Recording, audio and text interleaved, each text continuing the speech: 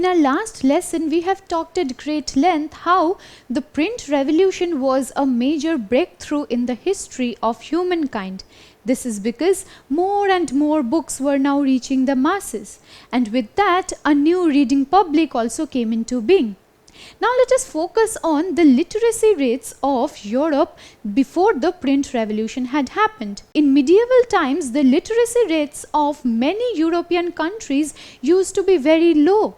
This is because books were not available to the masses, and they were not able to read up new things, and they were not able to gather knowledge. But it is only with the print revolution that literacy rates now started surging up in most of the European countries by the late 18th century. And in Europe, mass literacy now spread among women, workers, children from the 19th century. And all credit goes to the print revolution, because earlier on women were the ones who did not get access to books. Only certain sections of the society got access to books, but now women were able to read new books, and at the same time the workers who belonged to the lowest rung of the society were also able to gather new books and gain knowledge from those. And these books also spread literacy among children. So these were the great advantages of the print revolution. Now during this time, that is by the latter half of the 19th century, primary education now became compulsory in most of the European countries. That is to say, every child was now supposed to attend primary schools in order to gain education. So in this way you can understand how literacy was spreading from the foundation itself, because by making children literate, they will in turn be literate men and women of the society, and this in a way will contribute to the society's progress and development. So from the foundation itself, primary education now became compulsory in most European countries. Now during this time, many printing presses were coming into being in order to meet the growing demand of books.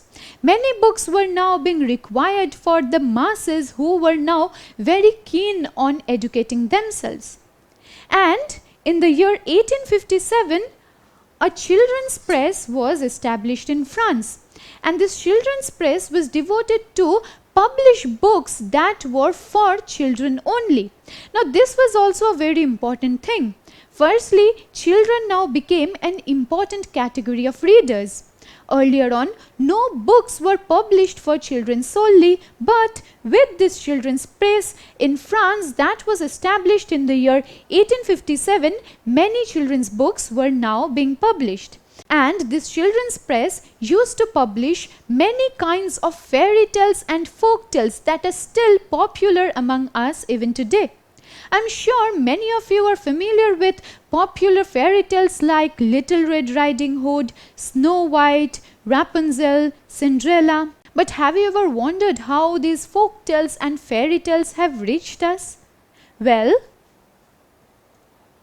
credit goes to the Grimm brothers in Germany. Now they took it upon themselves to collate and gather different kinds of folk tales from the peasants. And in the process of doing so, they now compiled these folk tales to give birth to a collection that was known as the Grimm's Fairy Tales. And this collection was published in the year 1812. Now while they were compiling these folk tales, the Grimm brothers make sure to remove any kinds of obscene things from this compilation, which is why they edited these Grimm's fairy tales before publishing it. And in this way, so many folk tales and fairy tales that were in the process of being lost and obscured from history entirely were now given a new shape and dimension through this collection.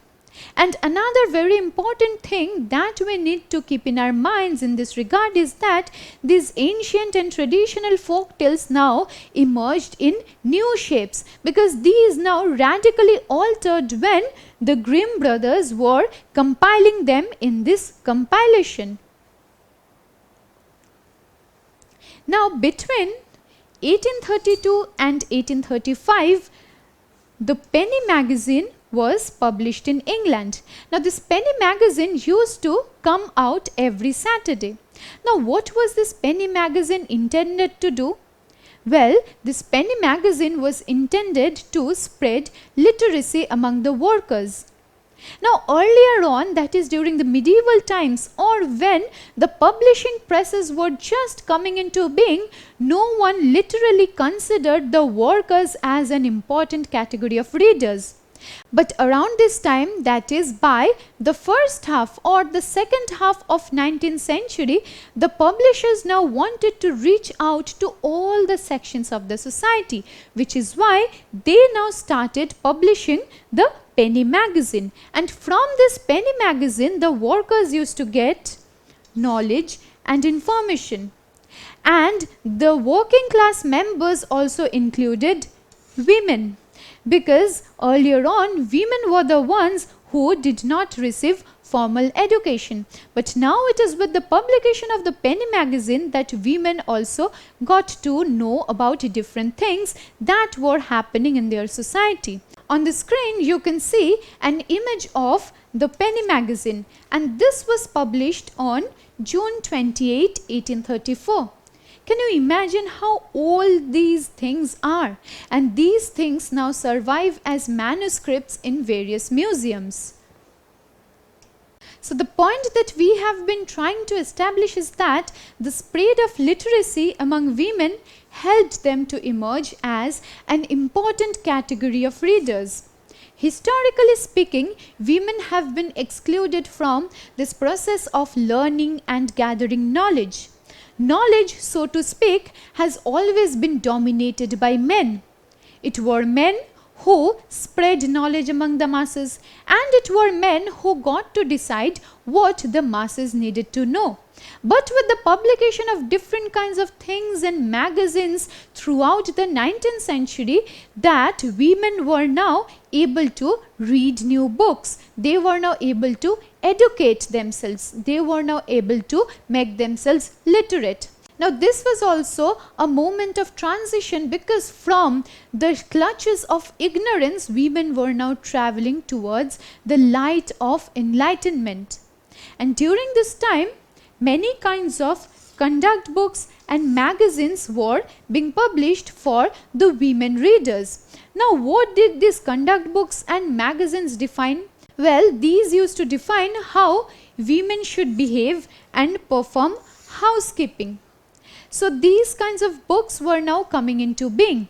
Now if you look closely at this image, you will be able to see the title of the book. It reads An Inquiry into the Duties of the Female Sex. Now this book was published in the 18th century, and this was a conduct book. As the name of the book suggests, this book posits that women should behave in a particular kind of way. They should shoulder the responsibilities of the household, they should take care of their husbands and children, and they should be the nurturer and preserver of the family, so to speak. But do you think women really allowed themselves to be dominated in this kind of a way? Do you think that all women were essentially subordinated to a particular position? Well, around this time, many very well-read and influential women now became writers. So, in 19th century England, many immensely popular and influential women writers were wanting to define womanhood in a new kind of way. Now, these were women who were very well read, they were literate, they were in no way willing to relinquish themselves to a particular subordinate position in the society. They were the ones who were wanting to see womanhood in new lights. Now, how did they envision this new kind of womanhood? They saw this enlightened woman as one who has the will. By will, this person will now move forward. This woman will no longer remain restricted to a subordinate and subjugated position. And at the same time, this new vision of womanhood also defines this new woman as one with the strength of personality. Because with enlightenment, with the gaining of knowledge comes the strength of personality, the strength of determination and courage. And these women will be determined to think and question. So all these ideas were birthed in the minds of women only because of the spread of mass literacy.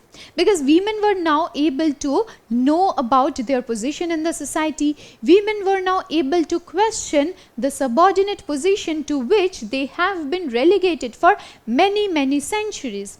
And while we talk about this envisioning of a new kind of womanhood, mention must be made of the very popular women writers like Jane Austen, the Bronte sisters and George Eliot.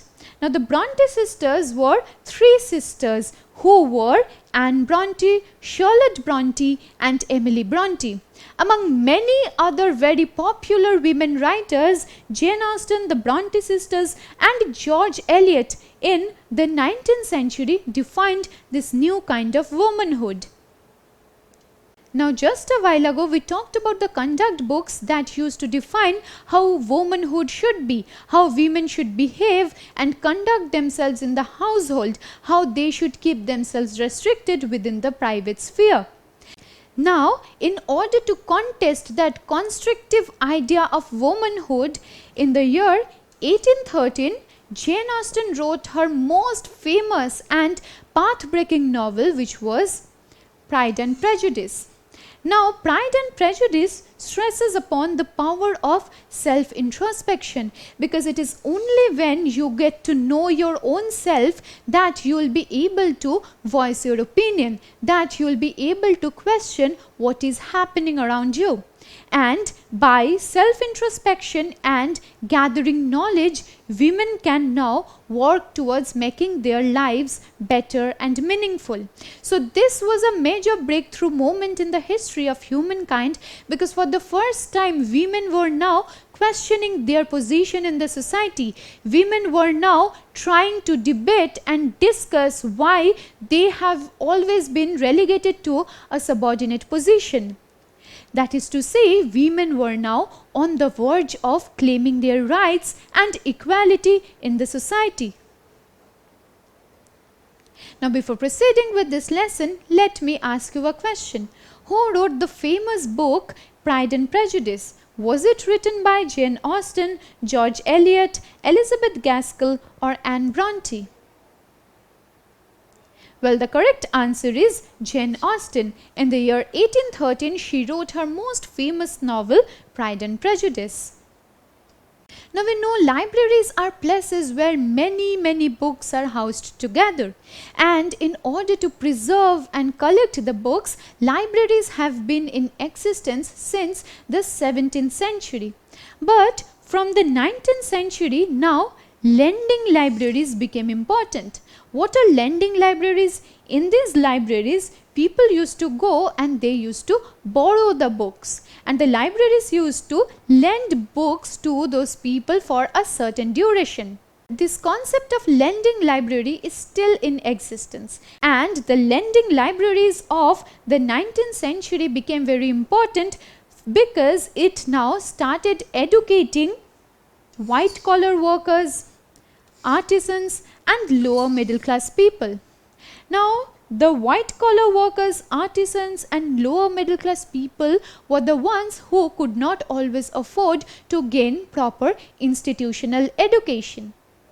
But the lending libraries came to their rescue, because this was a time when literacy was being spread throughout the veins of the society. All the sections of the society were in the process of being educated in their own ways. And likewise, by the reduction of the working hours of the white collar workers, they now got the time to read these books and think about their position, think about their lives. So this was also a moment of great self-introspection, because the workers who have been excluded from the societal politics for many centuries were now able to read new books. We have learned that the Gutenberg printing press was the first printing press to be established in Europe. And this printing press has been in a state of transition because various changes were taking place to this technology. By the 18th century, metal presses were being used for printing different kinds of materials. And during the middle of the 19th century, the power-driven cylindrical press was perfected by Richard M. Hoe of New York. Now, this was a major breakthrough movement in the history of the printing press as well, because this now made the printing of many things together much more easier and convenient. Now, in this image you can see the power-driven mechanical printing press, and this here shows you the working of the press. Now, this press was very efficient in the sense that it could print up to 8,000 sheets per hour. So, can you imagine how much the printing technology had developed by this time? Because earlier on in ancient times, woodblock printing techniques were used in China. But from that, after many centuries, we have reached the middle of the 19th century when this new cylindrical motor press was able to print more than 8,000 sheets per hour. And this printing press was most efficient for the printing of newspapers. Now, around this time, the offset printing technique also developed. Now, the offset printing technique was also new in the sense that it could print up to 6 colors at one time. So, from this we can understand how the printing technology was going through a series of changes through the 18th and the 19th centuries. From this we now come to the 20th century. So, by the 20th century, electric presses now came into being, and with the introduction of electric presses, many changes also happened. Now, we have been talking about how series of changes have been happening in the printing technology. Now, the way of feeding paper into the printing machine became better. The quality of the reels also became better.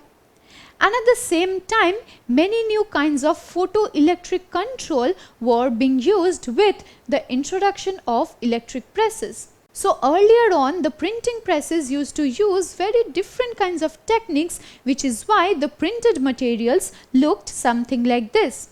But after series of changes and developments, this appearance of printed materials now took the shape of this one. So, this happened owing to a series of changes throughout the centuries, and what we have today are the printed materials that resemble this. So, we can understand from this how many changes took place in the printing technology, and all these changes took place simply because the printing technology is indispensable. Once it was introduced to humankind, there is no way of going back. Now, catering to a wide range of audience was all the publishers were looking forward to doing, which is why they were now, by the 1920s, publishing new kinds of novels, and these popular novels came to be known as the Shilling series. So, this Shilling series was a series of novels, and this series was quite cheap in price. And it was during the 20th century itself that this dust jacket or the book cover was introduced. Now, the Great Depression was a severe economic crisis that hit the world between 1929 and 1939 following the fall of stock prices in the United States of America. Now, during this time, almost all the industries, all the businesses in the world were affected. Some were affected to a very large extent and some were not affected to that great an extent. But affected they all were, and at this point of time the printers and the booksellers were very keen to keep their publishing industry alive, which is why during the Great Depression, that is during the 1930s, publishers now started publishing cheap paperback editions to sustain the publishing and printing industry. So earlier on, the books that used to come out mostly came out in the form of hardcover editions, and these hardcover editions were quite expensive. Now during this time, when the world was already suffering because of a major economic crisis, the publishers knew that if the prices of books still continued to be high, people will not be able to afford them, which is why these new paperback editions now came into being. So in this lesson, we have talked about how the print culture has been instrumental in the spreading of literacy throughout Europe. And by spreading of literacy, we mean that literacy now reached almost all the sections of the society, be that the women, the workers, the children, the artisans. In our subsequent lesson, we will move away from Europe and we will go to India. We will learn how printing presses came into being in India and how it also played a major role in shaping the culture and political ethos of the country. Don't forget to subscribe to our channel and hit the bell icon. You can also register for free at DeltaStep.com or download the DeltaStep app to learn one-to-one with our amazing teachers or to get access to all our 5,000 plus amazing videos as per your school syllabus. Master each topic with our adaptive practice technology. Get million plus questions with step-by-step solutions and unlimited mock tests. Get all your doubts resolved instantly. Learn via games and win amazing prizes like PlayStations and iPads. So at DeltaStep, learning is not just fun and easy, it's rewarding too. So register for free now.